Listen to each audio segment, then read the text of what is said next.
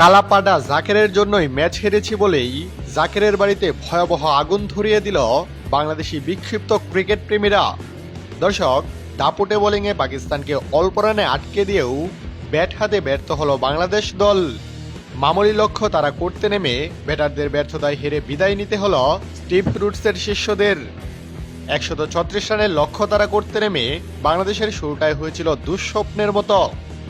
Opener Parvez Hossain Emon 0 রানে out হন শাহিন আফ্রিদির বলে। ওয়ানডাউনে নামা তাওহিদ হৃদয়ও ঠিকতে পারেননি। 10 বলে 5 রান করে ফেরেন তিনিও শাহিনের শিকারে। অন্য ওপেনার সাইফ হাসান কিছুটা আক্রমণাত্মক ব্যাটিংয়ের ইঙ্গিত দিলেও বেশিক্ষণ ঠিকতে পারেননি। হারিস রৌফের বলে সাইম আবুয়ের হাতে ক্যাচ দিয়ে ফেরেন 18 রান করে। শেখ মেহেদীর ব্যাট থেকে আসে মাত্র 11 রান। এরপর পঞ্চম উইকেটে নুরুল হাসান সুহান ও শামীম পাটোয়ারি চাপ সামলানোর চেষ্টা করেন, তবে সুহানকে 21 রানে ফেরান সাইম আইয়ুব। অধিনায়ক জাকের আলী করেন মাত্র 9 বলে 5 রান।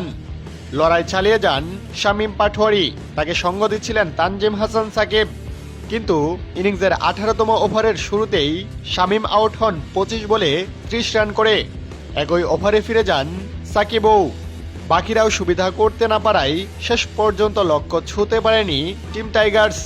এদিন অধিনায়ক হিসেবে জাকেরের 9 বলে 5 রানের টেস্ট ইনিংসটাই মূলত ডুবিয়েছে বাংলাদেশ দলকে। বেসিক্যালি তাকে হার্ড হিটার হিসেবে দলে নেওয়া হয়ে থাকে, আর সেই কিনা মহা গুরুত্বপূর্ণ ম্যাচে এমন একটা ইনিংস খেলে দলকে বিপদে রেখে যান।